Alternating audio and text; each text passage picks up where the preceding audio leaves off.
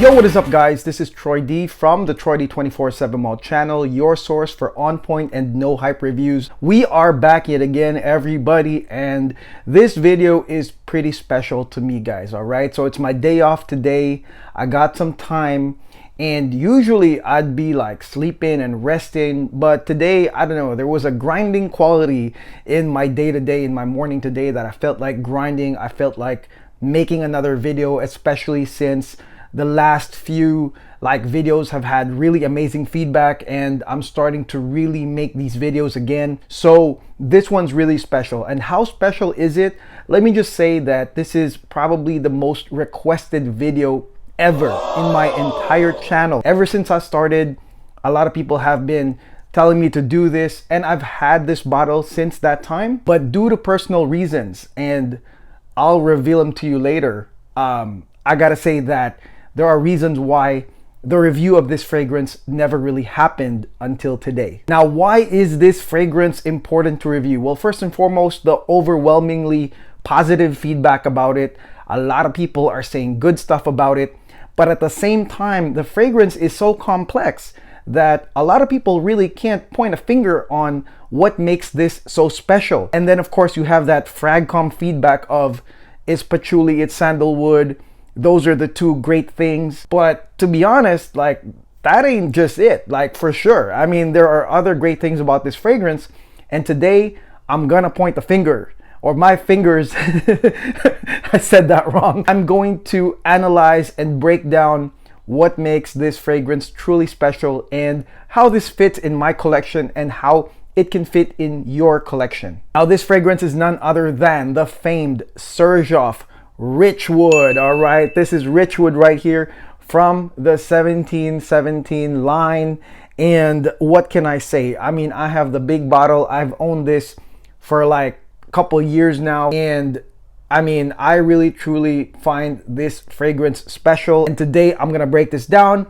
I'm gonna get into the scent itself. How does this fragrance unfold, and does it really follow what a lot of people have said about this fragrance already? Before I continue, real quickly, if you haven't subscribed into my channel, please like and subscribe. All right, so this stuff right here motivates me, just like today, getting up and telling myself, man, I have to make this video for a lot of people that are watching. Please continue to do that, and I'll keep banging them out every single day. Now, before we continue, let's go spray this thing right now. Now, Xerjoff Richwood, guys, the name itself, Richwood, or actually rich right there.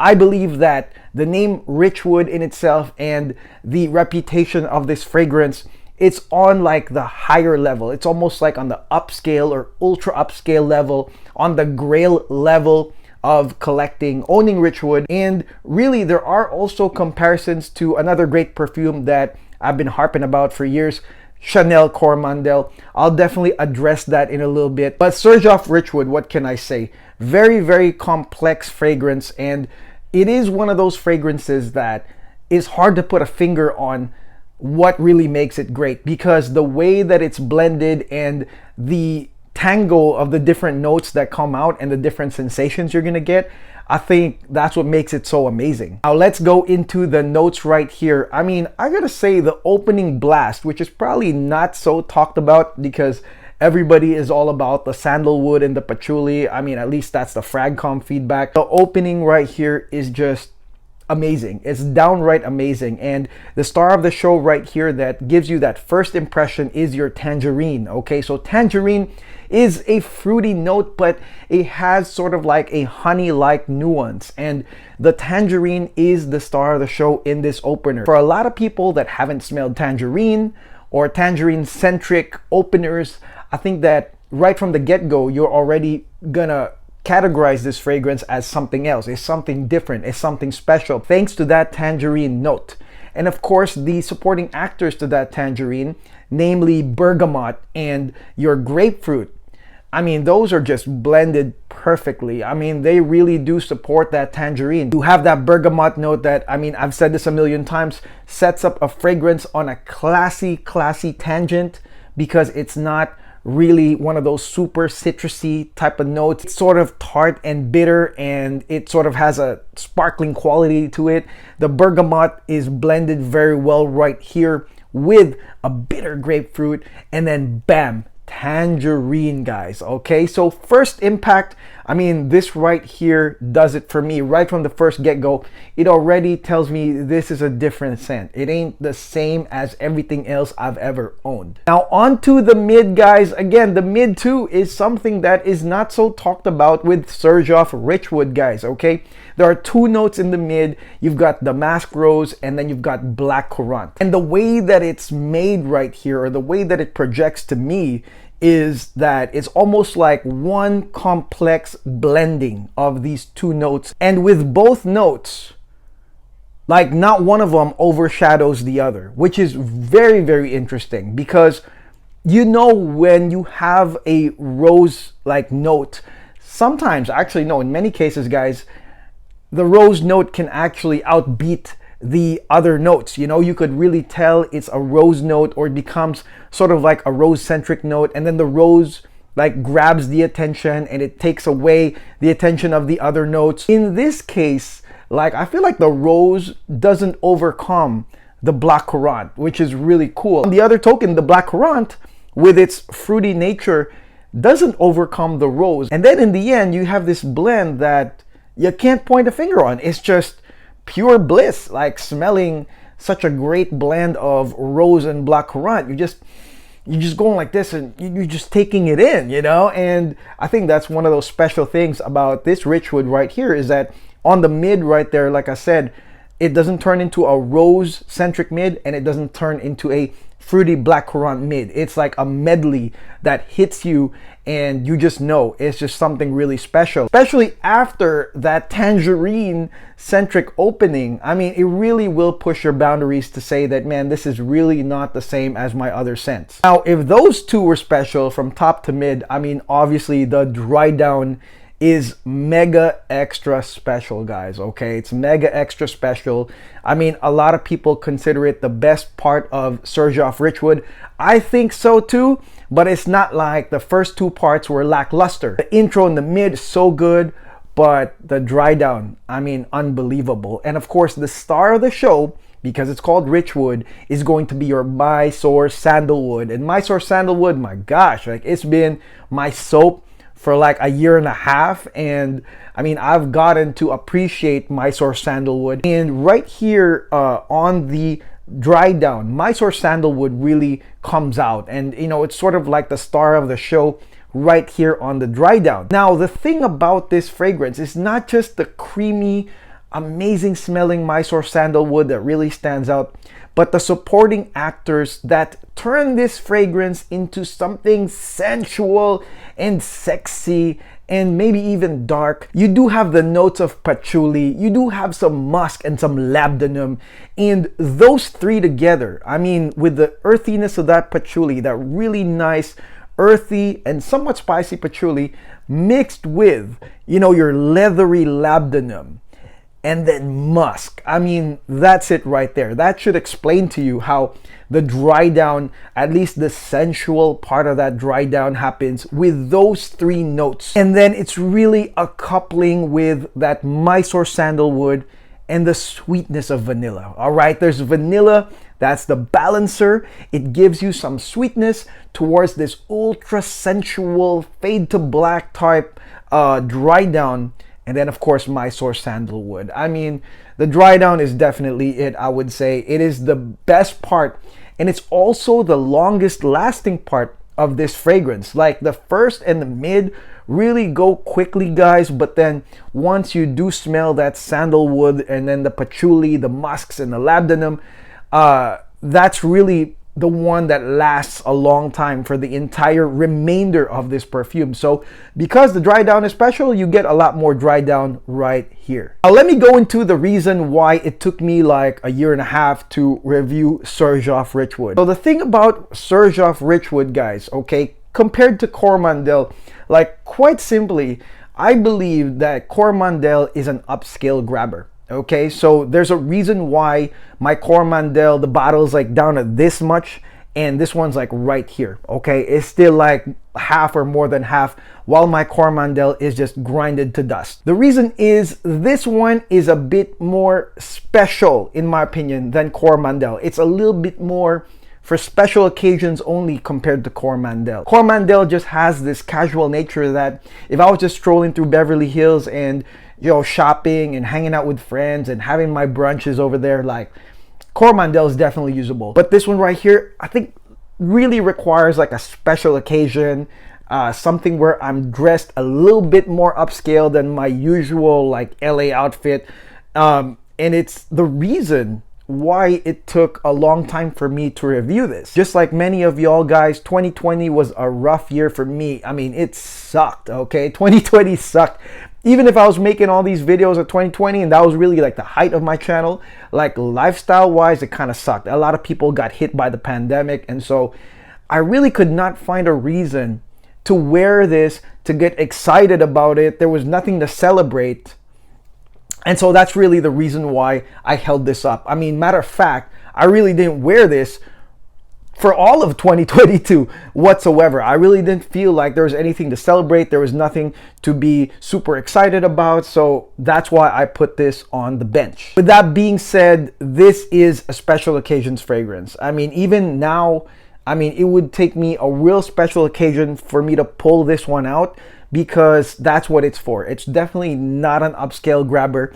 There's something about the complexity of this fragrance that puts it above that level, in my opinion. Makes it really a, you know, special occasions only fragrance. It is also very unisex, so this can be enjoyed by men and women. I think the women will go bananas off of this. I mean, the women, in my opinion, are more elegant than the men, that's for sure. Sorry guys, but I think women can pull off elegance easily, okay? Like hair, outfit, chosen occasion, chosen venue. Us guys are a little bit more simpler than that, but I think the women will really enjoy this one right here, Richwood. But again, for the guys too, I mean, if you are a bit open-minded about perfumes, this is an easy grab on special occasions. And the other thing about Richwood is, to be honest, is going to push your elitist buttons, okay? Like if you have a little elitist blood in you, you're gonna love this right here. And I mean, this is not one of those, you know, fragcom, like, hey, I'm another fragcom bro, I'm an